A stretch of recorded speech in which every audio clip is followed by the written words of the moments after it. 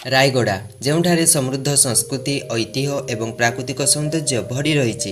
ଏହି ଜିଲ୍ଲାର ପର୍ବତମାଳା ନଦୀମାନ୍ୟ ଜନଜାତି ସଂସ୍କୃତି ଏବଂ ପର୍ଯ୍ୟଟନ ସ୍ଥଳୀଗୁଡ଼ିକ ଆକର୍ଷଣୀୟ ଅଟେ।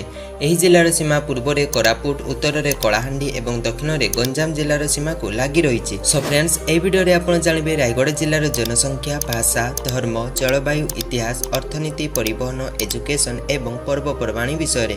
ସେଥିପାଇଁ ଆପଣ ଭିଡ଼ିଓଟିକୁ ଶେଷ ପର୍ଯ୍ୟନ୍ତ ଦେଖନ୍ତୁ। ରାୟଗଡ଼ା ଯାହାକି ଓଡ଼ିଶାର ଗୋଟିଏ ସୁନ୍ଦର ଜିଲ୍ଲା ଅଟେ। ବର୍ତ୍ତମାନ ସମୟରେ ରାୟଗଡ଼ା ଜିଲ୍ଲା ଓଡ଼ିଶାର ରାଜଧାନୀ ଭୁବନେଶ୍ୱର ଠାରୁ ପ୍ରାୟ 390 କିଲୋମିଟର ଦୂରରେ ରହିଛି। ଏହି ଜିଲ୍ଲାର କ୍ଷେତ୍ରଫଳ 7073 କିଲୋମିଟର ସ୍କୋୟାର ଅଟେ। ଯେଉଁ ଜିଲ୍ଲାରେ ରହିଛି 11ଟି ବ୍ଲକ, 17ଟି ପୋଲିସ ଷ୍ଟେସନ, 182ଟି ଗ୍ରାମ ପଞ୍ଚାୟତ, 2672ଟି ଗ୍ରାମ ଏବଂ 3ଟି ବିଧାନସଭା। ଏହି ଜିଲ୍ଲାର ବାହନ ପଞ୍ଜୀକରଣ ନମ୍ବର OD18 ଅଟେ। ଜନସଂଖ୍ୟା 2011 ମସିହାର ଜନଗଣନା ଅନୁଯାୟୀ ରାୟଗଡ଼ା ଜିଲ୍ଲାର ଜନସଂଖ୍ୟା 9,67,911 ଅଟେ। ଏହି ଜିଲ୍ଲାର ଲିଙ୍ଗ ଅନୁପାତ 1000 ପୁରୁଷରେ 1048ଟି ମହିଳା ରହିଛନ୍ତି। ଏହି ଜିଲ୍ଲାର ଅନୁସୂଚିତ ଜାତିଙ୍କ ସଂଖ୍ୟା 14.41% ଥିଲାବେଳେ ଅନୁସୂଚିତ ଜନଜାତିଙ୍କ ସଂଖ୍ୟା 56% ଅଟେ।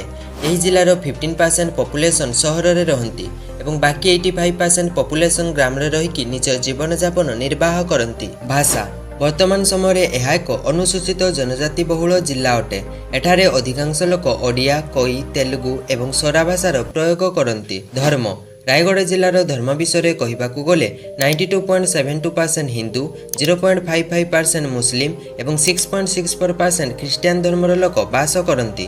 ଜଳବାୟୁ ଏହି ଜିଲ୍ଲାର ହାରାହାରି ଗ୍ରୀଷ୍ମ ତାପମାତ୍ରା 40 ଡିଗ୍ରୀ ସେଲସିୟସ୍ ଥିବାବେଳେ ହାରାହାରି ଶୀତର ତାପମାତ୍ରା 20 ଡିଗ୍ରୀ ସେଲସିୟସ୍ ଅଟେ। ଇତିହାସ ଯଦି ଆମେ ରାୟଗଡ଼ା ଜିଲ୍ଲାର ଇତିହାସ ବିଷୟରେ କହିବା ତେବେ କୁହାଯାଏ କି ଏହା ପ୍ରଥମେ କୋରାପୁଟ ଜିଲ୍ଲାର ଏକ ଅଂଶ ଭାବରେ ପରିଗଣିତ ହେଉଥିଲା, ଯାହାକି 2 ଅକ୍ଟୋବର 1992 ମସିହାରେ ପ୍ରଶାସନିକ ସୁବିଧା ପାଇଁ ଗୋଟିଏ ସ୍ୱତନ୍ତ୍ର ଜିଲ୍ଲା ଭାବରେ ମାନ୍ୟତା ପାଇଲା।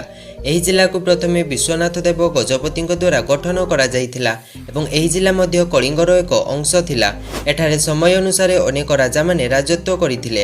ଏହାର ଐତିହାସିକ ମହତ୍ତ୍ୱର ଚିହ୍ନ ଆପଣମାନଙ୍କୁ ଏଠାରେ ଦେଖାଯାଉଥିବା ତମ୍ବାର ପ୍ଲେଟ୍, ଶିଳାଲେଖ ଏବଂ ବିଭିନ୍ନ ପଇସାରେ ମଧ୍ୟ ଦେଖିବାକୁ ମିଳିବ। ଅର୍ଥନୀତି ରାୟଗଡ଼ା ଜିଲ୍ଲାର ଅର୍ଥବ୍ୟବସ୍ଥା ଧୀରେ ଧୀରେ ବିକାଶର ଦିଗକୁ ଅଗ୍ରସର ହେଉଛି। ରାୟଗଡ଼ା ଜିଲ୍ଲାର ଅର୍ଥନୀତି ମୁଖ୍ୟତଃ କୃଷି ଉପରେ ନିର୍ଭରଶୀଳ। ଏଠାରେ ମୁଖ୍ୟତଃ ଧାନ, ଗହମ, ଡାଲି, ବାଦାମ, ସପୁରି ପଣସ ଏବଂ ମକା ଚାଷ କରାଯାଏ। ଏହା ବ୍ୟତୀତ ଏଠାରେ ବକ୍ସାଇଟ୍ ଏବଂ ସିଲିକନ୍ ପରି ଖଣିଜ ପଦାର୍ଥ ମଧ୍ୟ ମିଳେ, ଯାହା ଏଠାକାର ଅର୍ଥବ୍ୟବସ୍ଥାକୁ ଆଗକୁ ବଢ଼ାଇବା ପାଇଁ ଏବଂ ଉଦ୍ୟୋଗଗୁଡ଼ିକୁ ଆକର୍ଷିତ କରିବା ପାଇଁ ଗୋଟିଏ ବଡ଼ ଭୂମିକା ଗ୍ରହଣ କରେ। JK paper mill, tile factory, ଚିନି ଫ୍ୟାକ୍ଟରି ଏବଂ ଉତ୍କଳ ଆଲୁମିନିୟମ ଫ୍ୟାକ୍ଟରି ଆଦି ଏଠାକାର ପ୍ରମୁଖ ଉଦ୍ୟୋଗ ଅଟେ। ପରିବହନ ଯଦି ଆପଣ ରାୟଗଡ଼ା ଜିଲ୍ଲାକୁ ଆସିବାକୁ ଚାହୁଁଛନ୍ତି ତାହେଲେ ଆପଣ ସଡ଼କ ପଥ ଏବଂ ରେଳପଥ ମାଧ୍ୟମରେ ସହଜରେ ଆସିପାରିବେ। ରାୟଗଡ଼ା ରେଳ ଷ୍ଟେସନ ଜିଲ୍ଲାର ପ୍ରମୁଖ ରେଳ ଷ୍ଟେସନ ଅଟେ, ଯାହାକି ଭୁବନେଶ୍ୱର, ବିଶାଖାପାଟଣା ଓ ଅନ୍ୟାନ୍ୟ ମହାନଗର ସହିତ ସଂଯୋଗ ହୋଇଛି। ଯଦି ଆପଣ ଏଠାକୁ ସଡ଼କ ପଥରେ ଆସିବାକୁ ଚାହୁଁଛନ୍ତି ତାହେଲେ ଆପଣ NH 43 ମାଧ୍ୟମରେ ଆସିପାରିବେ। ରାୟଗଡ଼ାରେ ଓଡ଼ିଶା ରାଜ୍ୟ ସଡ଼କ ପରିବହନ ନିଗମ ଦ୍ୱାରା ବସ୍ ସେବା ମଧ୍ୟ ଉପଲବ୍ଧ କରାଯାଇଛି, ଯାହା ଏଠାରୁ ବିଭିନ୍ନ ଜିଲ୍ଲା ଓ ଅନ୍ୟାନ୍ୟ ଅଞ୍ଚଳକୁ ଯାଇଥାଏ।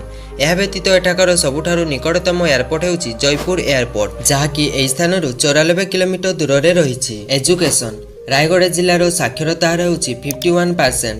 ଏହି ଜିଲ୍ଲାର ସାକ୍ଷରତା ହାର କମ୍ ହୋଇଥିଲେ ମଧ୍ୟ ଏଠାକାର ଗୁଣୁପୁର ସହରକୁ ଓଡ଼ିଶାର ଏଜୁକେସନାଲ ହବ୍ ବୋଲି କୁହାଯାଏ। ଏଠାକାର ସାକ୍ଷରତା ହାର 81% ଅଟେ ଏବଂ ଏଠାରେ government boys high school, Gandhi public school, Maharishi Gurukul ଆବାସୀ କଲେଜ ଏବଂ GIET ୟୁନିଭର୍ସିଟି ପରି ଅନେକ ବଡ଼ ଶିକ୍ଷାନୁଷ୍ଠାନ ରହିଛି। ପର୍ଯ୍ୟଟନ ସ୍ଥଳୀ ଏଠାରେ ଆପଣ ପ୍ରାକୃତିକ ସୌନ୍ଦର୍ଯ୍ୟ ସହିତ ଅନେକ ପ୍ରସିଦ୍ଧ ପର୍ଯ୍ୟଟନ ସ୍ଥଳୀ ମଧ୍ୟ ବୁଲିପାରିବେ।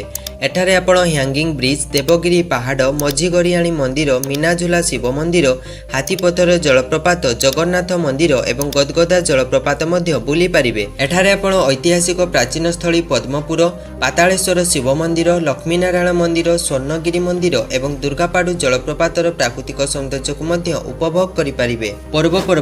ପର୍ବପର୍ବାଣୀ ମଧ୍ୟରେ ରାୟଗଡ଼ାରେ ଚୁଡ଼ାଖାଇ ପର୍ବ, ଦଶହରା ଏବଂ ପୋଡ଼ୁ ଉତ୍ସବ ଖୁବ୍ ଆନନ୍ଦ ଉଲ୍ଲାସର ସହିତ ପାଳନ କରାଯାଏ। ଏହା ବ୍ୟତୀତ ରାୟଗଡ଼ା ଜିଲ୍ଲାରେ ଦୀପାବଳି, ହୋଲି, ରଜ ପର୍ବ ପରି ବିଭିନ୍ନ ପର୍ବପର୍ବାଣୀ ମଧ୍ୟ ଅନେକ ଉଲ୍ଲାସର ସହିତ ପାଳିତ ହୁଏ। ଆଶା କରୁଛି ଏହି ଭିଡ଼ିଓ ମାଧ୍ୟମରେ ଆପଣ ରାୟଗଡ଼ା ଜିଲ୍ଲା ବିଷୟରେ କିଛି ନା କିଛି ତଥ୍ୟ ଜାଣିପାରିଥିବେ ଏବଂ ନେକ୍ସଟ ଭିଡ଼ିଓରେ ଆପଣ ଓଡ଼ିଶାର କେଉଁ ଜିଲ୍ଲା ବିଷୟରେ ଜାଣିବାକୁ ଚାହୁଁଛନ୍ତି କମେଣ୍ଟ ସେକ୍ସନରେ ଜଣାନ୍ତୁ।